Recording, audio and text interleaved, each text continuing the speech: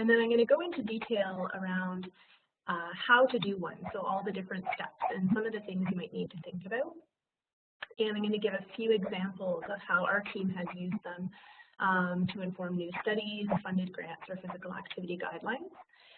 There's a lot of information in the talk today, so my goal is to sort of introduce a lot of concepts, and I've tried to provide links to resources so that you can learn more, because I won't be able to cover everything in one lecture.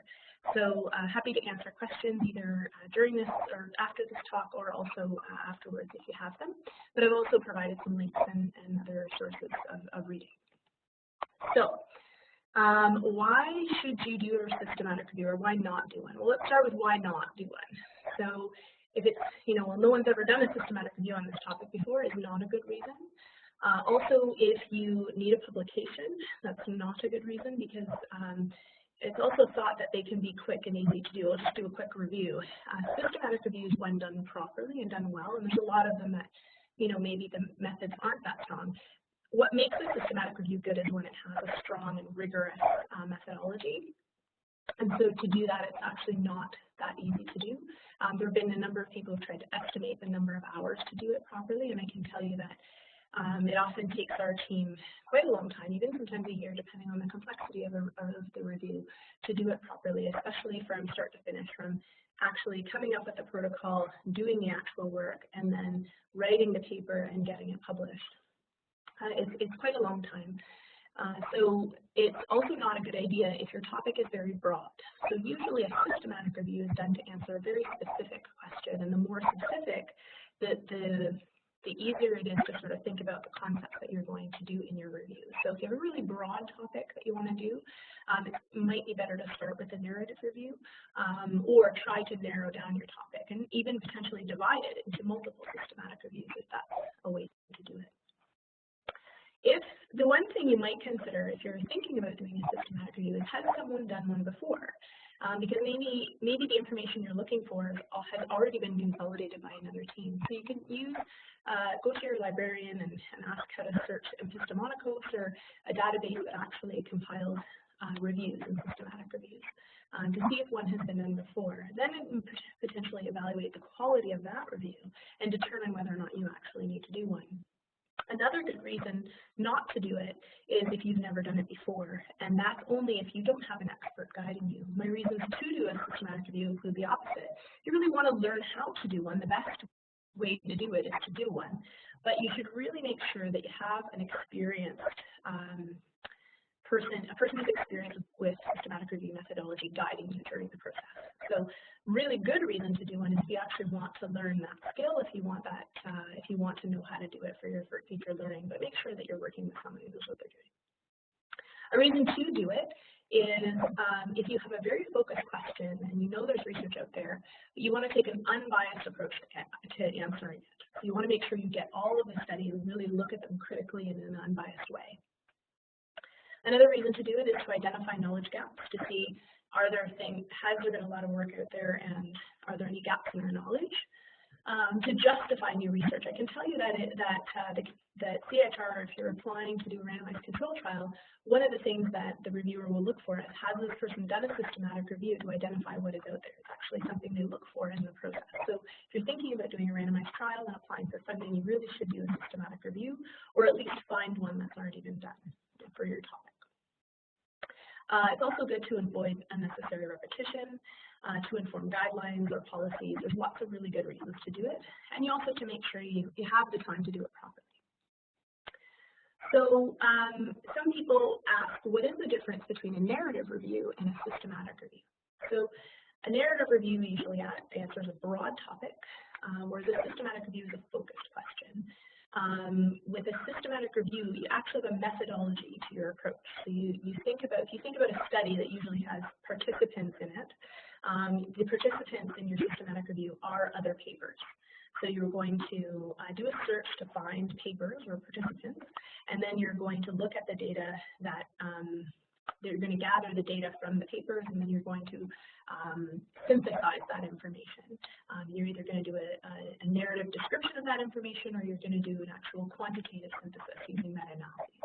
Whereas in a narrative literature review, it's it's basically more of a perspective. So it's someone, you know, knowledgeable on a topic or has read a lot about the topic, and they're going to write a review about that topic.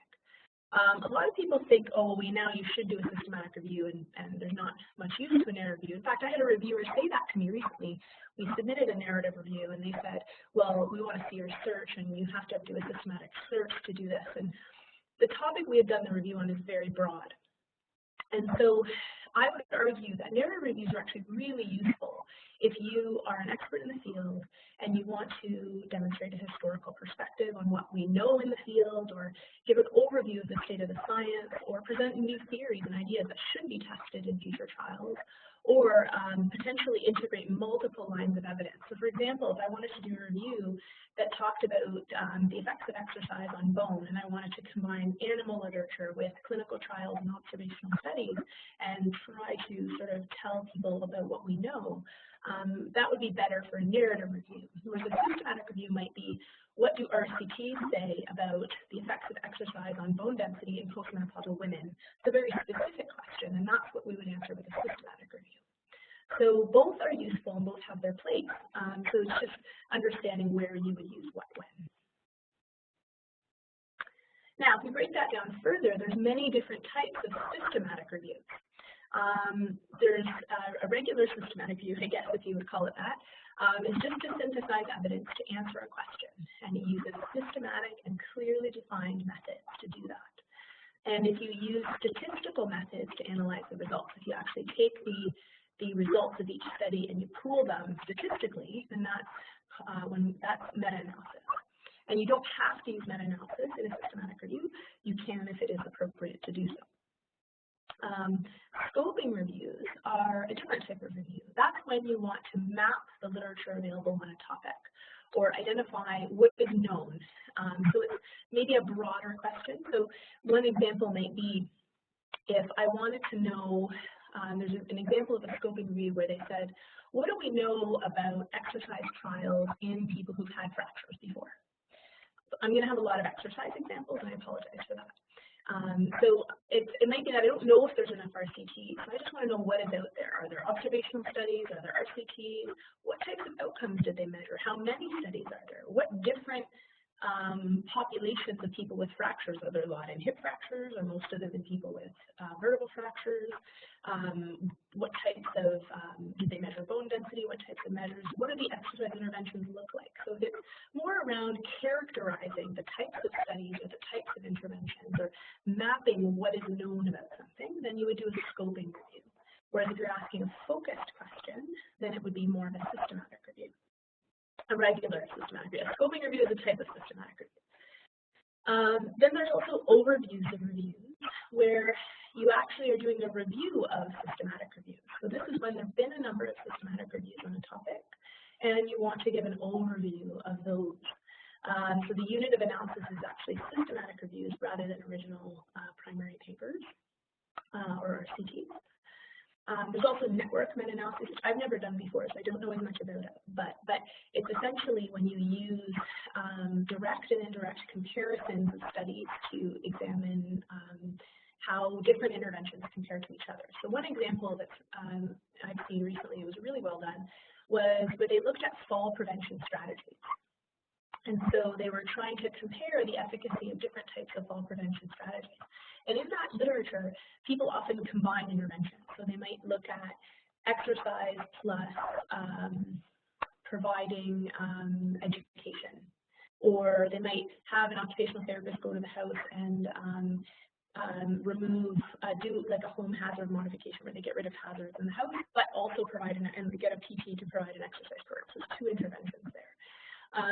And in that literature, there's lots of interventions where they're combining different types of interventions. So you can use a network meta-analysis to tease out which interventions are the effective ones by either pooling them or comparing against multi-component ones. And it's very complicated statistically, but that's essentially where you might do a network meta-analysis. You have a lot of studies where they have multi-component interventions. So you're trying to tease out what the effective ingredients are of an intervention for a particular outcome. And then there's also rapid reviews. And a rapid review is when I want to know something, I want to do a review of the literature, but I need to do it fairly quickly. I want to do a systematic review, but I might need to skip some steps or streamline some steps to get the information faster. So I accept the bias associated with maybe changing the methodology a little bit. I'm very transparent about that, but it allows me to do the review in a faster time. So I'm going to focus mainly on the general systematic review methods. I'm not going to go into detail on all these different ones. And I will also say that there are other types of reviews as well, but these are probably the most common. So here's an example of a systematic review that was a scoping review that our team did. And it was done by my former PhD student, Caitlin MacArthur. And her interest was physical rehabilitation in long-term care. And what she wanted to know was what is out there around research on physical rehabilitation interventions in long-term care. So she wanted to characterize the types of interventions that have been evaluated, the outcomes that were measured in each of the studies at the person, facility, or system level.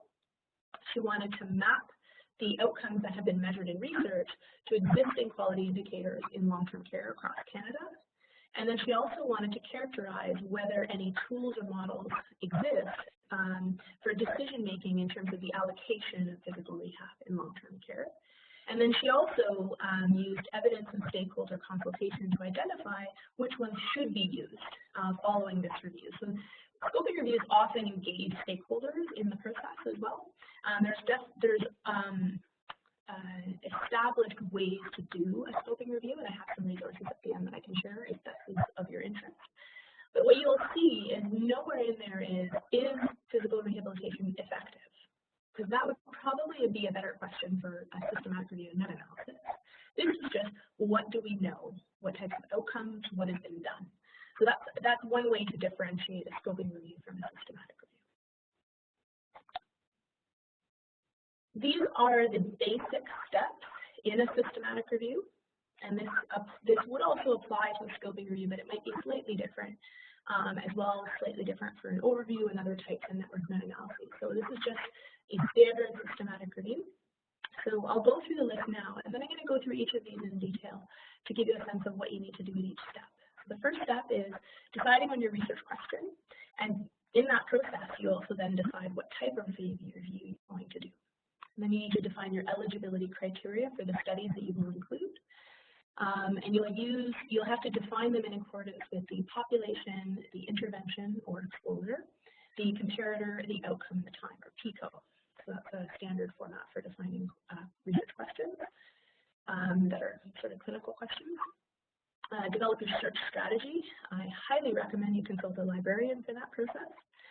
And then once you have that, you want to develop and register the protocol. So what differentiates a systematic review from a narrative review is that you have a methodology. You say, this is how I'm going to conduct my systematic review, and you develop that in advance of actually doing it, rather than doing it on the fly. And it's I would say, highly recommended that you register that protocol a priori, so before you do the review, so that you say that you're transparent about how you're doing your review. And you can use Prospero to do that. You can also choose to publish your protocol. So you can actually try to submit it to a journal, and many journals will actually publish the protocols for systematic review. So it's a way to essentially have two publications emerging from your work. And when you do this much work, it's nice to get that recognition for it. It also allows you to, again, be transparent about the methods that you're using, so that when you go to publish your final review, you can't change the way you did the review because you've already published how you're going to do it. Once you've registered your protocol, you run your search, deduplicate the references. You have references to review, and then you review all of the titles and abstracts to identify studies. And then you apply your eligibility criteria in that process, and then you'll pull the full text studies, review those again, apply the eligibility criteria. You'll assess the risk of bias in included studies. You'll extract the data, contact authors for missing information if you can't find it in the study, analyze and summarize the data. If appropriate, use a meta-analysis or other statistical synthesis. Then you want to rate the certainty of evidence. Some reviews will do that, some will not, and you can use the grade process to do that. And then you would prepare a structured report of your findings, just like you would in any scientific research paper, and you would use the PRISMA guidelines to guide that process. So let's go through this in detail. So first, defining your research question.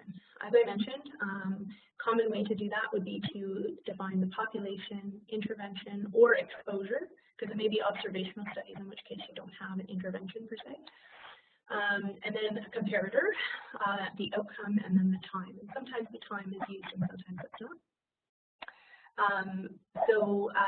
That helps you to make your plan for your research clear. If you have a very well-worded question, it will often direct all decisions in making in the study. So it's very important to define that in advance, to be very specific about your question. If you're doing a clinical trial, it's even more specific than systematic review. And in fact, you should have one primary question, although you can have multiple secondary questions. So to give you an example, a vague idea might be, I want to know if exercise is effective for osteoporosis. That wouldn't be a specific enough question for a systematic review or a clinical trial. So if I was going to do a clinical trial, I would have a very specific and focused question as my primary question. So the trial example might be, can thrice weekly strength training for 1 year reduce, oh, my head can in there twice, sorry. Can it reduce incident fractures in individuals aged 65 years or older with a history of vertebral fracture compared to no intervention? Sorry, I must have edited that and it didn't come out quite right in the slide. So again, can twice weekly strength training for 1 year reduce incident fractures in individuals aged 65 years or older with a history of vertebral fracture compared to no intervention? Very specific question. For a systematic review, you could ask a question like that, but you might want to look at more than one outcome, or you might want to have a slightly broader population, or perhaps a broader intervention, and that's okay. But you still have to be pretty specific in the way that you word it. So a systematic review might look at, what is the effect of exercise greater than 4 weeks on health outcomes among individuals aged 65 or older with a history of vertebral fractures compared to no intervention or a non-active control? And so if I break that down, you can see that I've defined the population, and in my protocol I would define it even further, but it's individuals, so it's men and women, age 65 years or older, and then I might, in my protocol, start defining how the vertebral fractures are defined, etc. I've defined my outcomes, or I would define them. So in the trial example, I've defined my outcome as incident vertebral fractures. In here, I've left it broad as health outcomes, but I might have an a priori list of health outcomes in my systematic review protocol. In my question here, I've defined and exercise as the intervention. In my protocol, I have to get a bit more specific about what counts as exercise and that sort of thing. And then in my comparator, I've defined no intervention or non-active control. So there's lots of examples that might fit under those that category. And I've also defined the exercise has to be greater than 4 weeks, which is the time that we've defined as well. So if I break all of this down now even further, you would also have to define the types of studies that you're looking at. So if I want to do a systematic review, I have to say in advance, am I going to look at only randomized trials? Am I going to look at quasi or non-randomized trials? Will I consider observational studies? There's lots of different types of studies, and you just have to say in advance what you're going to include. If you are going to include studies that are not randomized trials, it might be important to specify why you're going to do that. Why wouldn't you restrict it? It just helps people understand your decision-making process. And there are many people have talked about the hierarchy of evidence and how, the highest level of evidence is a systematic review followed by randomized trials and cohort studies, case control. And so usually we start higher on the level of evidence. But there's new ideas around acknowledging that it's not just the study design that dictates the certainty of evidence. In fact, some cohort studies might provide a higher level of evidence than a poorly conducted randomized trial. So now we're starting to change the way we think about this pyramid. And in fact, some have suggested that we shouldn't put systematic reviews at the top. Really, systematic reviews are just a lens that we use to look at randomized trials and cohort studies and other types of studies. So it's a tool we use to understand the research rather than sort of always being at the top of the hierarchy. However, one thing you have to define in doing your protocol is what types of studies are you looking for. And so many systematic reviews will limit to randomized trials or perhaps randomized and quasi-randomized trials. And so you have to be specific about what you're going to include. Next, you have to think about what are the types of participants, or what's your population that you're going to include. So using my example, we included studies of men and women over the age of 40, so this example is over the age of 40, with a history of osteoporotic fracture of one or more vertebrae. But in your methods, you'll even have to get more specific. You have to think, well, how is vertebral fracture defined? Is it just self-report? Or did it have to be studies that did X-ray verified fractures? And if I was including people who had a fracture,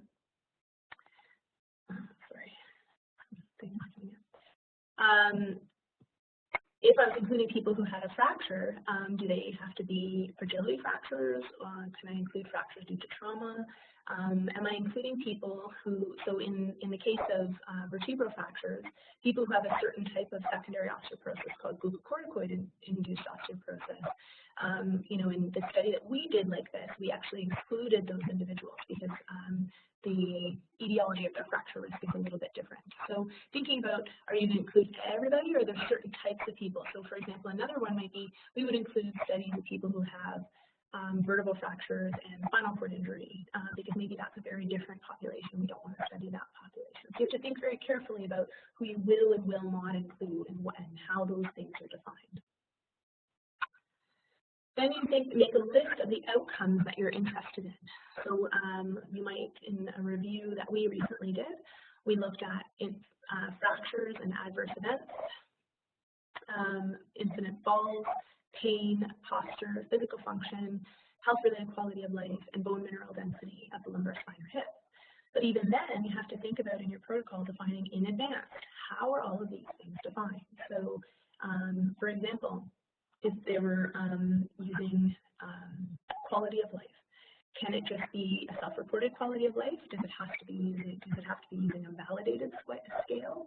Are you only going to consider certain types of questionnaires? Are you going to look at generic health-related quality of life questionnaires, or disease-specific quality of life questionnaires, or both?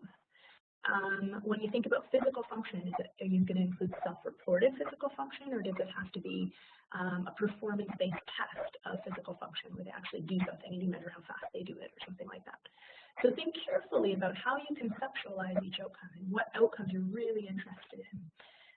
One example around physical function, you know, some people would put activities of daily living under that category. So would you include studies that did a questionnaire about activities of daily living under the category of physical function, or are you really only interested in performance-based? How does it fall defined? Those sorts of things. So thinking carefully about how you define each outcome, and as well whether or not you'd include indirect measures.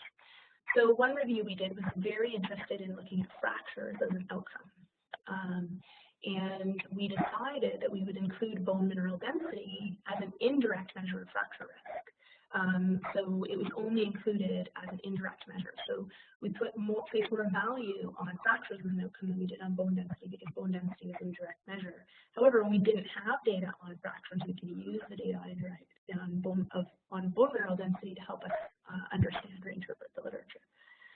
Or surrogate outcomes would be another way of thinking about that. So, for example, if you were doing a review and you were looking at incident stroke, and there were no studies of incident stroke, would you accept studies that looked at blood pressure or hypertension as a surrogate outcome? So thinking very carefully about how you conceptualize the outcomes and whether or not you'll think about surrogate outcomes or different ways of measuring them. Next is defining your interventions and your comparators. So in the case of exercise, we could think about the types of exercise we would include, like strength training, aerobic training, yoga, balance training, Pilates, walking, all those things. You think about, am I going to include all of those things, or are there certain things I want to think about including? How do I define them? Am I going to include multimodal interventions? So for example, if a study did running and resistance training, and I'm doing a review of resistance training, am I going to include those multimodal studies that included both running and resistance training, or am I going to only limit it to single intervention studies? Are co-interventions. So for example, if I'm looking at the effects of exercise and bone mineral density in women with osteoporosis, am I going to allow studies where women were on medication for osteoporosis, so they had a co-intervention? What about if we combined exercise with a device or a medical device? How long did the intervention have to be? Are you looking for specific doses? So am I looking for only moderate intensity or high intensity strength training, or do low intensity strength training count, for example? Or does it have to be a certain frequency? And then how do they define their comparator? So we have a lot of scenarios where we have an exercise group that gets strength training, let's say, and then a control group that gets a stretching intervention because we think stretching is not effective, or that gets a low intensity exercise program, and it's thought of as an active or attention control. Do you want to include studies that used an active control? If you're really thinking about, say, quality of life or physical function, is it possible that that active control could have an effect, or will you include those or not? So you have to make those decisions in advance because you may come up with those things. Another thing I'll just put in the did you know pile is that there's actually checklists around reporting exercise interventions, and I've highlighted a few of them there in case you're interested. Next step is to develop a literature search strategy. I highly recommend you do this with a librarian, as someone who knows how to do systematic reviews. And I believe we have Katie Mercer presenting a little bit at the end of this, so she can give some ideas. I would suggest a minimum of 3 databases, 6 if you can, and using, say, PubMed or Medline, a subject-specific database. So if you're doing physical therapy, one that focuses on that, and then a multidisciplinary one. Some other examples are there. And then think about the key concepts you're searching for. So in the example I gave, vertebral fracture, osteoporosis, and exercise, and then what are all the words that fit under each of those concepts. The years you're going to search for, so if there was a review done in 2012, are you just going to build on that, or are you going to go all the way back to the beginning?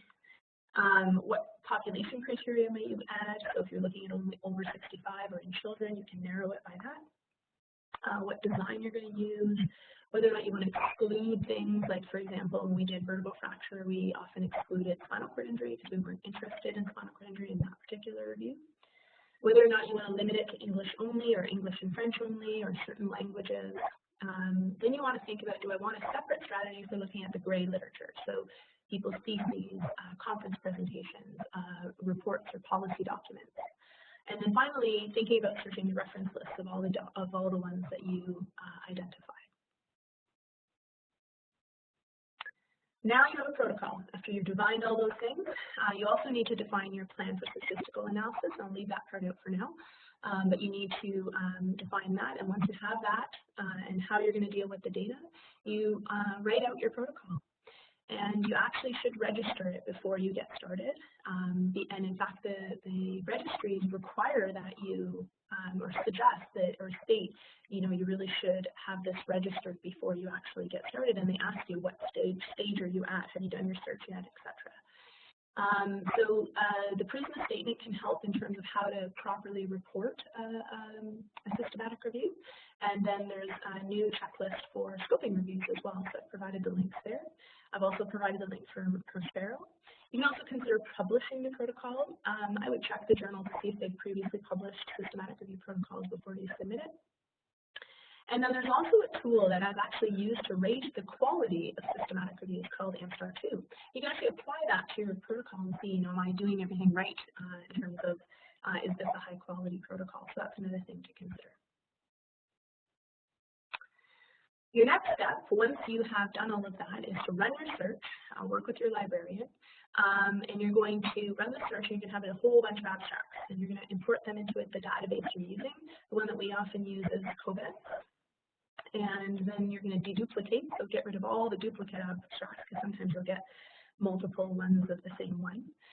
And then you're going to screen each of those abstracts by abstract and title and apply your inclusion/exclusion criteria. So, okay, is this study in the right people, using the right intervention, with the right comparator, the outcome, and the time? And then you're going to separate out the ones you want to exclude and the ones you want to include. And this should be done by 2 independent reviewers to reduce bias. So they should do it independently, and then once it's all done, they look at, okay, do we agree? And if we don't agree, you have to have specified in advance what you're going to do if that happens. So that goes in your protocol. And so some people bring in a 3rd reviewer. Some people try to figure it out by a discussion. There's a couple ways to deal with that. Once you've screened all the abstracts and titles, and this can be, your search can result in thousands of abstracts and titles that you have to screen. So this is not trivial. If you're doing a scoping review, it may even be larger. So a scoping review that we did, we had to screen 15,000 abstracts and titles. Once you've done all of that, you've decided on which abstracts and titles you think might be included. You then do level 2 screening, where you pull all the full text articles. And again, you can do that in Covidence. You can actually pull them into Covidence for screening. And then you use a screening form, and 2 independent reviewers will screen the full text and say, are we going to include these studies? Yes or no? Do they actually meet our criteria? And you're going to record all of the numbers, because you have to create a Prisma flow diagram stating how many records you screened at each stage and how many you chose and why you, which ones you excluded and why. Then, once you have all the studies that you're going to include in your systematic review, you're going to extract the data and you're going to evaluate risk of bias. And so there's a number of tools you can use to evaluate risk of bias. The most commonly used one, at least by our team anyway, is the Cochrane risk of bias tool. And it's actually changed quite a bit over the years. So there's a new version now since the last time we did a review a couple of years ago. So, and I've provided the link there. In fact, Cochrane has a handbook for doing systematic reviews. It's very comprehensive. So if you are doing one, you can use it as a resource when making decisions around your protocol. But here's some of the questions that would be asked when evaluating risk of bias. So looking at the allocation sequence and how it is generated and concealed, blinding, incomplete outcome data, so missing data, selective outcome reporting, and other problems. And now they're suggesting that you rate them at low risk of bias, high risk of bias, or some concerns about risk of bias. So before it was low, high, or unclear.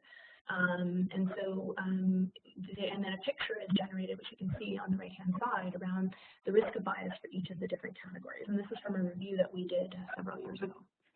So you can see sort of how each of the studies were rated for each of the different categories.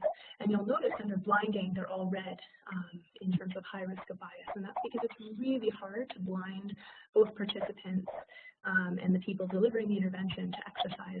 It's hard to blind them because they know they're in an exercise group.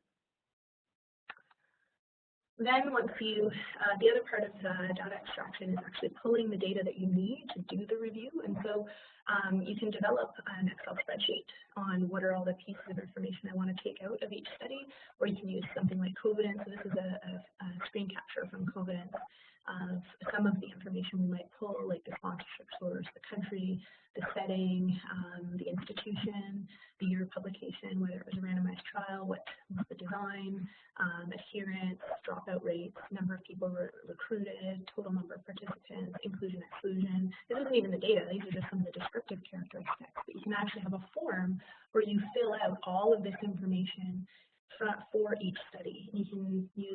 You can do whatever you want. The only thing I would suggest is to pilot test it. So create your form, whether it's in Covidence or Excel or on a piece of paper, and pilot test it with several studies to see if you're actually capturing the information that you want, and also that you've set up the form to capture the information in the format that you want. So a percent versus a number versus a range.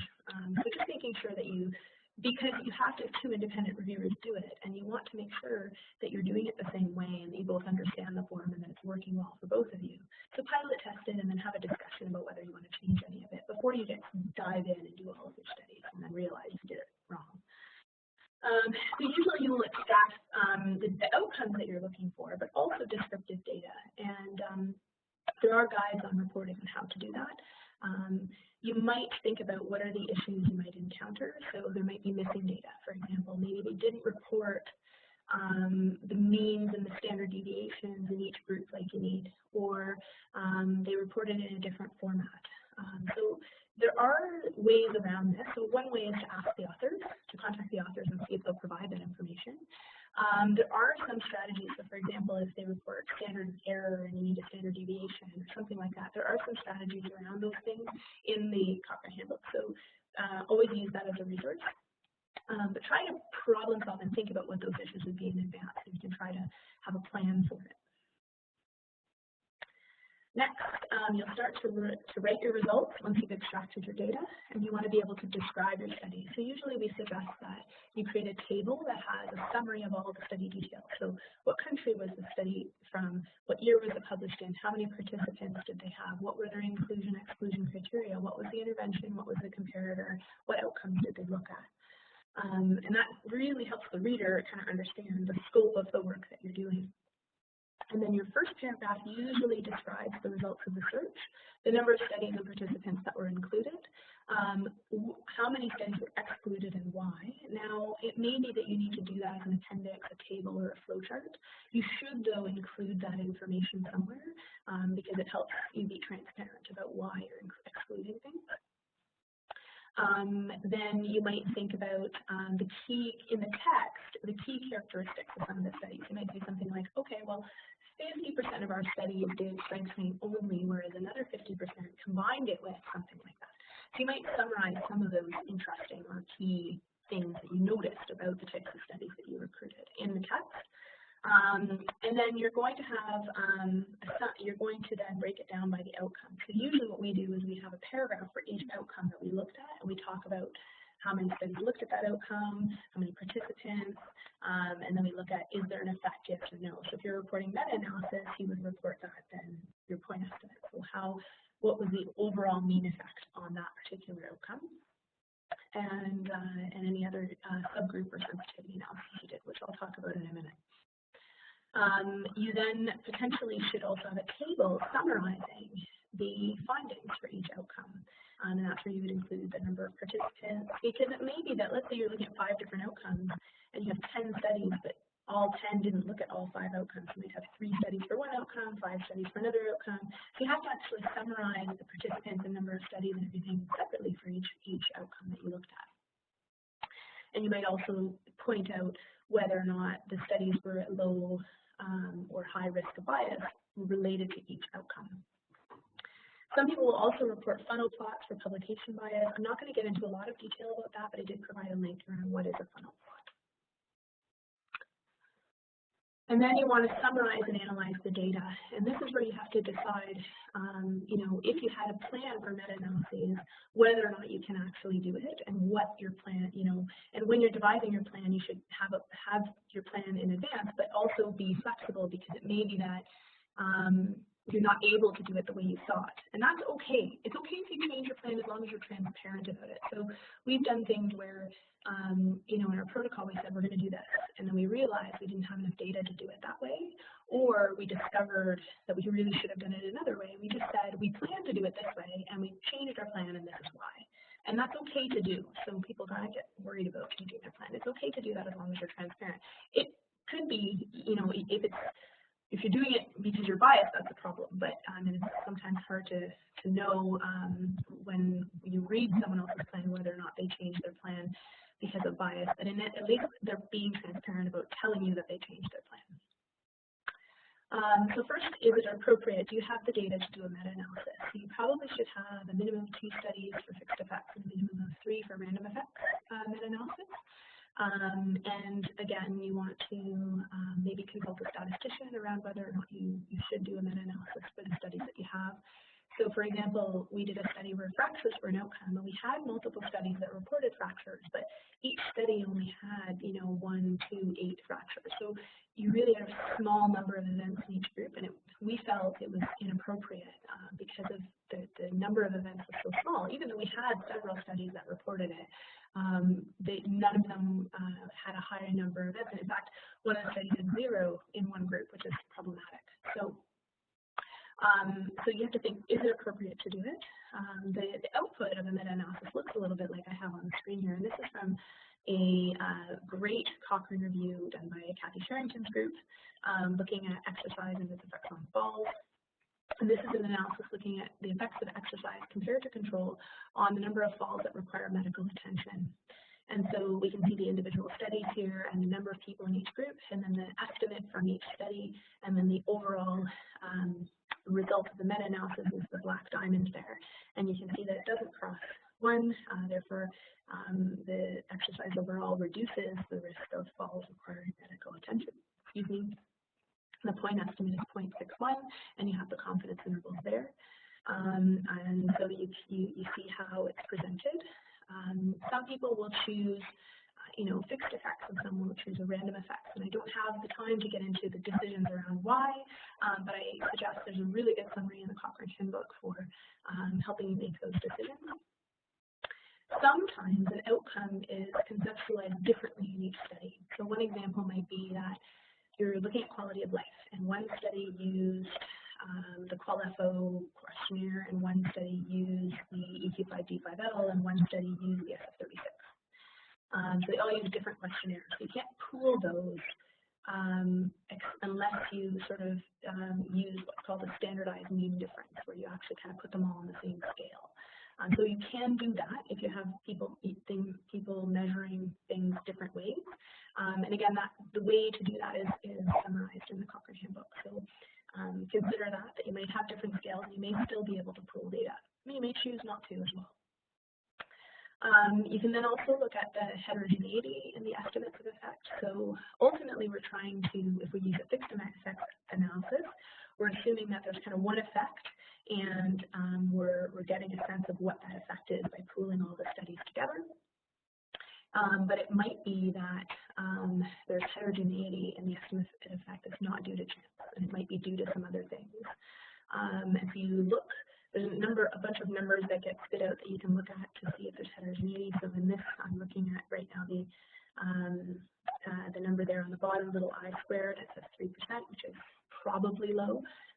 So suggesting that there's pretty good overlap in the point estimates and their confidence intervals. But if we had some concern about heterogeneity, we could have a plan to explore it. And sometimes you can define that plan in advance. You can say, I hypothesize there's going to be heterogeneity related to risk of bias. And so I'm going to do a sensitivity analysis. I'm going to remove all the studies that are high risk of bias and see if that has an effect on my estimate of effect. Or does it have an effect on the heterogeneity? Does it reduce heterogeneity in the estimate when I only look at the low risk of bias studies? Another example where we've done that is if we have a bunch of studies that did strength training, some of them did strength plus aerobic training, and some did just strength training. So we did a sensitivity, and the estimate had high heterogeneity. And then we could do a sensitivity analysis to see, okay, well, what if we remove all the studies that did strength plus aerobic and just look at the strength training studies? Does that help reduce the heterogeneity, right? Or is the estimate effect a lot similar with less heterogeneity when I remove that? Is that a source of the heterogeneity? So you can think about whether or not you want to do that to have a plan to look for sources of heterogeneity. You can do it also post-hoc. You should probably be transparent about whether or not that happened. So there's sensitivity analysis, and then there's subgroup analysis. So sensitivity analysis is when I do a systematic review, I have to make a lot of decisions. And sometimes they're a bit arbitrary. I think I'm only going to do randomized trials, or I think I'm only going to look at studies in I think of a good example. I wrote down some examples. Another one might be, I'm going to include studies whether or not they were funded by pharma companies or funded by government grants. So I might do a sensitivity analysis to see what the effect of my decision was on the results. So let's say I included all studies, but then I noticed, so this was done actually in a study of glucosamine, a long time ago, meta-analysis of glucosamine, where they looked at ones that were funded by like supplement companies and ones that weren't. And they actually did a sensitivity analysis, and they found that the effects were different when they looked at studies that weren't funded by supplement companies than when they pooled them all together. So the decision around whether to include studies funded by supplement companies influenced the overall point estimate. So a sensitivity analysis is used when you want to test whether or not changes in your decision will affect the effect estimates, or are your decisions, are the effect estimates robust regardless of which way you change your decision? Does that make sense, hopefully? A subgroup analysis is when you want to look at whether or not the effect is different in certain subgroups of people. So, for example, it may be that we included men and women in our meta-analysis, but let's see, we might want to see, is the effect different in men versus women? So we might actually calculate separate effects for men and for women to see, are they different? Or are the effects different in people who are under 65 versus over 65? So subgroup analysis is usually done when you want to do a comparison of subgroups, whereas a sensitivity analysis is done when you want to test whether or not a decision you made changes the effect. You can also consider rating the certainty of evidence. This is a much more complicated process, but Cochrane now requires that you do that, and you use the grade approach. And I've provided the link to the grade process there. It's also, I believe, in the Cochrane handbook. But it gets you to think about not only risk of bias, but also the precision of the estimate, like how good is the estimate in terms of, is it overlapping one, or is it a wide confidence interval? Do you have enough of a sample size to really give you an estimate that you're confident in? Is there heterogeneity in the estimate? Is there inconsistency otherwise in the findings? Those sorts of things. So you start to think about other things that can influence how certain you are that the effect you're calculating is the true effect, or the effect that you think you're going to. How confident are you in the estimate, essentially? And then finally, you think about the clinical relevance versus statistical significance. So, for example, I might find that exercise is better than control in improving mobility in older adults. But let's say the improvement in mobility is 0.2 seconds in walking speed. Perhaps that's not a meaningful change, even though maybe it's statistically significant. It may not be a meaningful change. So we need to think about that as well. So why do a systematic review? Let's revisit that and give you some examples. So we did a review of the effects of exercise on health outcomes in people with vertebral fractures. And that helped us establish that there were very few trials, and we couldn't get definitive answers around its effect on a number of outcomes because of the variability and the small sample sizes. And we were to use that to help justify a CIHR funded randomized control trial looking at the effects of exercise in people with vertebral fractures. We also use that systematic review to help develop exercise guidelines using the grade process.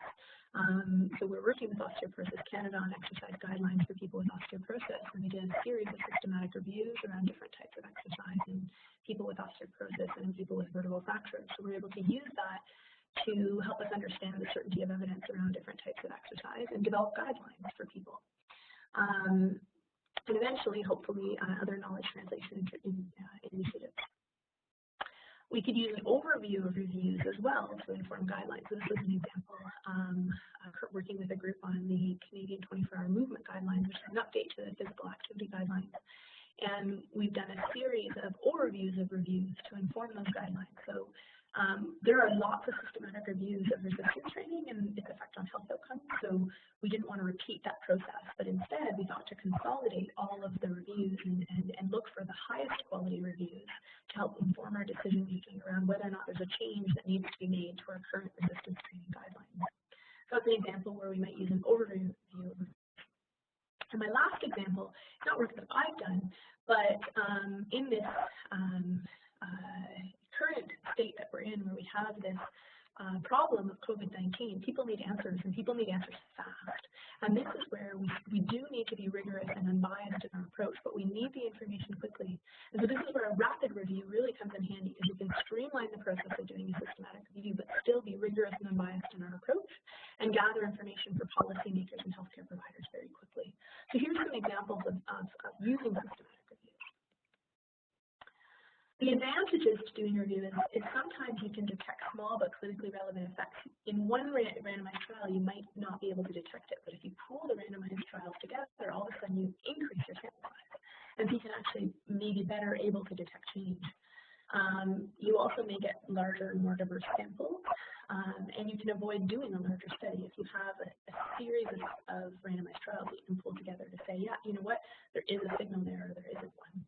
Conversely, if there isn't a lot of trials, or the trials are of low quality or small sample size, it can provide the rationale for doing a much better job of doing the study and potentially use that to get a grant. The limitations are your systematic review is only as good as the data you have to put in it. And if there's a lot of studies that go unpublished because they have negative findings or because they're strong, you can't include those because they're unpublished. And that's why it's probably a good idea to have a strategy for looking at the gray literature. A lot of people will present results at a conference, but potentially never turn it around and put it into a paper. Or maybe that paper didn't get accepted because it didn't have positive findings. Or maybe they wrote a thesis on it, but then never published it. So if you do a gray literature search, you might be able to identify some of those studies that are yet unpublished. But the limitation is if it's not published, it's harder to find. Trial registries have really helped because now you can actually search and look for what trials have been registered in this area and then contact the authors and say, have you finished that study? And then they might say, yeah, I finished it, we just haven't published it yet. You may actually still be able to ask them if you can include the data in your review. They may say no, but you could still ask. At least you can identify in your review, and in fact, Cochrane asks people to do that, where you say, are there other reviews that are up and coming that we need to look for? Are there registered reviews that may emerge following the publication of the systematic review? There's also a lot of variation across studies, especially I find exercise studies, which may make it difficult to combine them. So if you have multimodal interventions, or they measure different outcomes, or they report their outcomes at different time points, it can sometimes make the meta-analysis complicated. And then the other thing is not all questions get studied in randomized trials, which makes it difficult to then synthesize them. And that's where other designs like scoping reviews and other things can be helpful. So we've discussed why we do them, and I would say that the big reasons are to identify research gaps or justify future research, to estimate the size and effect on an outcome of interest, which can then be used to inform clinician or patient decision-making. We can also do it just to really have a good understanding of something or learn how to do a systematic review. When you are doing a PhD thesis in particular, your job is to become an expert at something. You should be, at the end of your PhD, you should be the expert or an expert in that area. And if relevant, it might be worthwhile to do a systematic review because it, puts that publication out there that's saying, you know what, I have systematically reviewed this evidence, so that I am now an expert. But also, it's a really great learning process for learning what is out there and really critically evaluating that evidence so that you can then do a better job when you go to do your own research, or at least learn from the mistakes that others have learned, or when you go to do your own research. Not to say that others are not as good, but just that you can learn from that experience. So even just to learn how to do a systematic review and also to have a comprehensive knowledge of a topic, it's a good reason to do it if you can be guided by someone who knows what they're doing. So there's lots of good reasons to do it. Not to say that every grad student needs to do one, but it's certainly something to think about. So I am happy to answer any questions. I've left my email address there and my Twitter handle as well. I often post this kind of stuff. And I also have a list of resources. Some of them are in my presentation already, but it's at the end of the slide. I'm happy to post the slides if you find it helpful, Carly, and we can certainly post them and people can read them. Perfect. Yes, thank you. We will definitely post the slides for the CREATE students in particular. But they'll be viewable on our YouTube channel as well.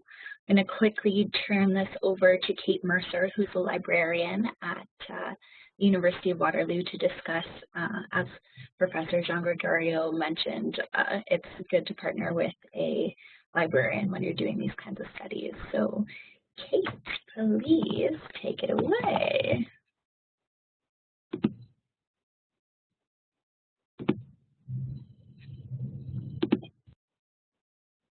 Are we good? We can hear you. Okay, can you see my slides? Not quite yet. If participants do go into the main navigation, it is now the third shared slides. You see them? Are we good? Mm-hmm. Okay. Okay, great. Great. So hi, I'm Kate. I am here on behalf of all of the University of Waterloo librarians. So I just want to give a quick overview of the support that the library offers for systematic reviews, scoping reviews, literature reviews in general.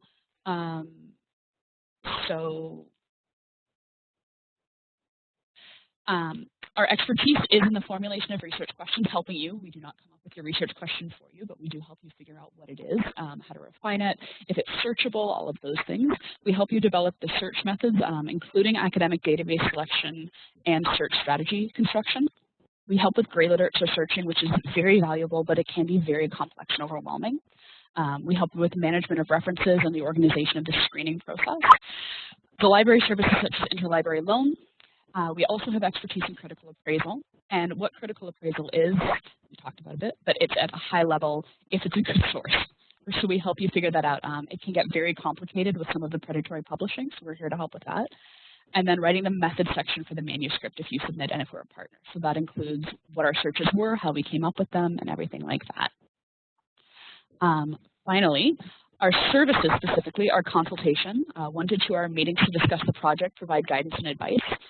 Education, we work with members of the research team to ensure that everyone has the understanding and skills necessary to conduct systematic search methods.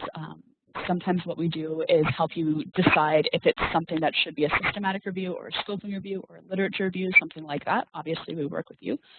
And then as a co-researcher, librarians do join research teams as contributing members with full author participation. This level of contribution must be negotiated at the start of the project. So it's not something we like diving in at the last minute. We like to work with you from the beginning if we're going to be a co-author and if we're going to provide that level of support. So that is just a very quick overview of it. Finally, we do have an overarching email for our health team. So if you do have a more health-related question, please email us at the email there. And then we also do have individual subject-specific librarians. One of your best bets is to email the librarian for your faculty. And then from there, we can figure out if we have the expertise, if we need to point you to one of our colleagues, and how we can help you. So I'm also happy to answer any questions if there's any about librarian services or finding resources or things like that. And that's my very, very quick presentation. The library is still here to help. We are still offering all of our services, so send us an email and we will be happy to chat about this or anything you like. Thanks, Carly.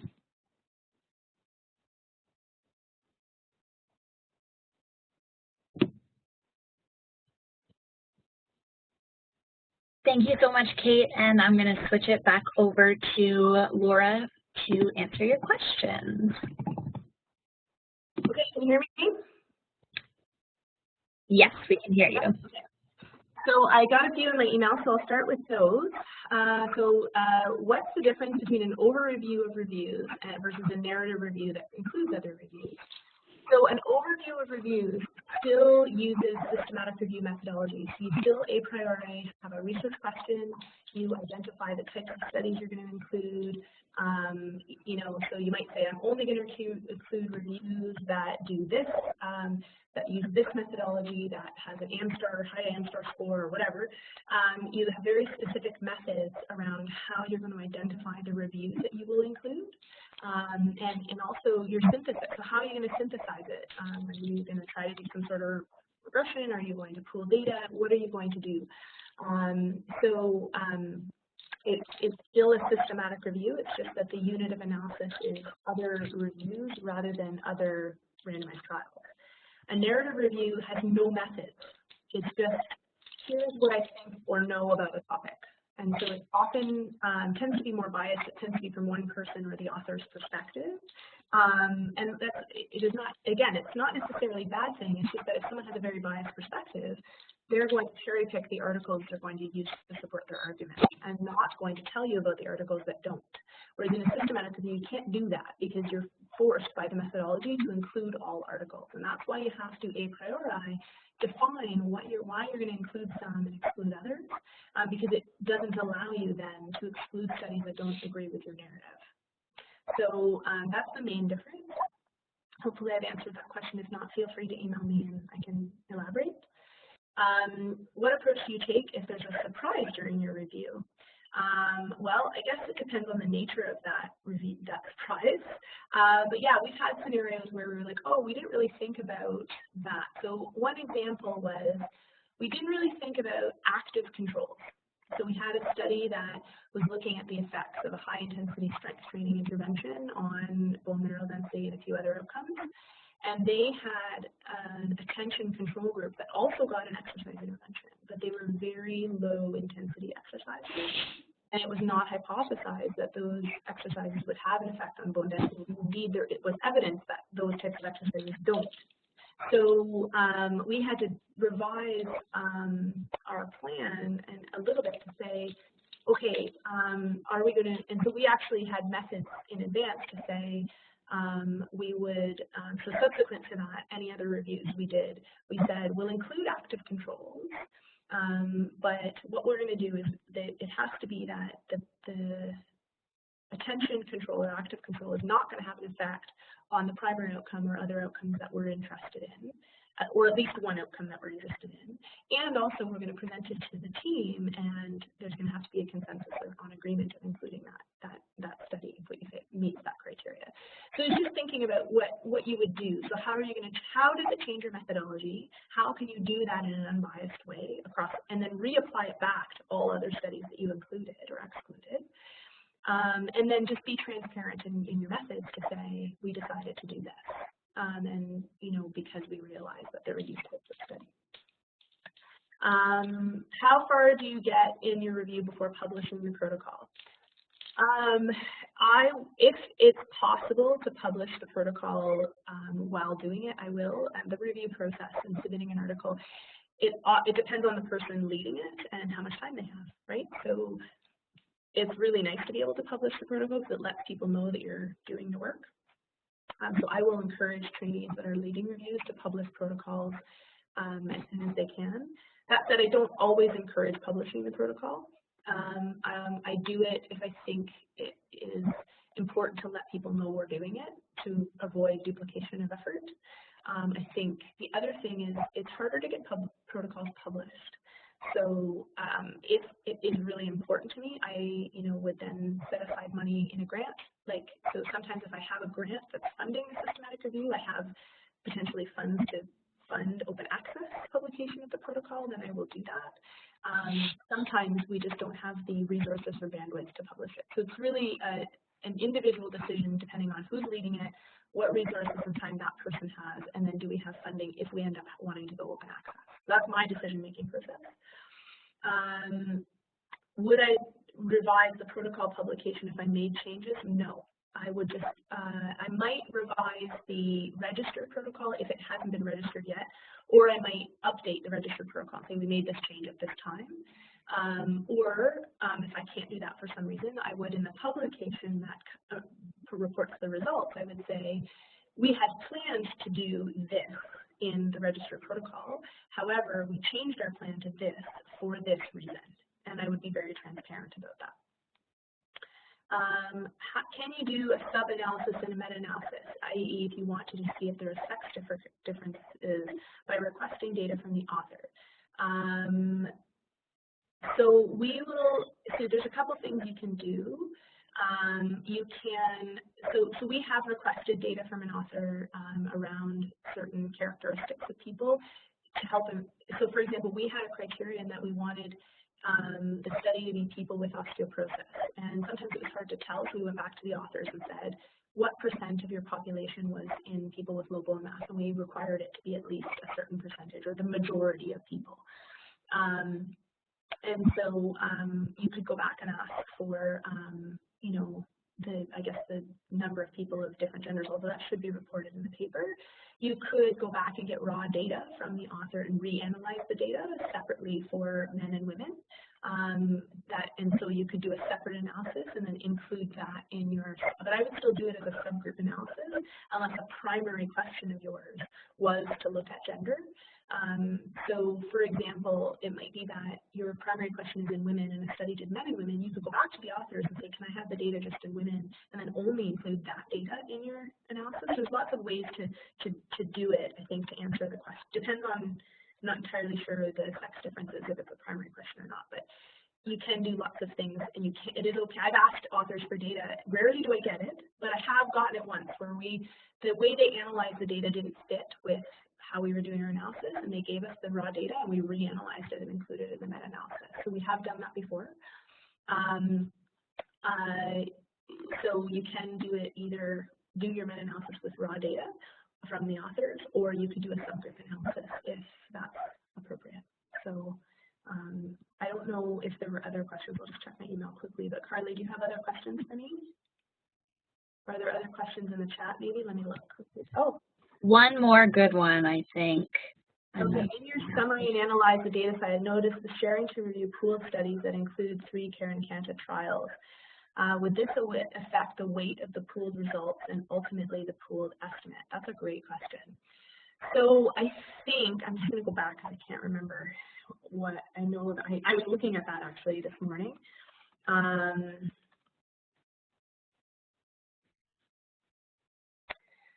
So I believe that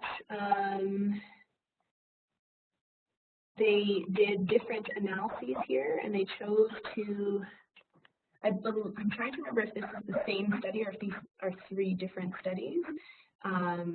So I think that they decided to include them all separately. I'd have to go back to the author and ask what the decision-making process was and which one, if it was all one study or if Karen-Kanta happened to have 3 papers. But yeah, I mean, if it's only one study, then you're essentially including 3 estimates from the one study, which may potentially have that study drive the analysis, which could be a problem. But I imagine there was a good reason for doing it the way they did. It looks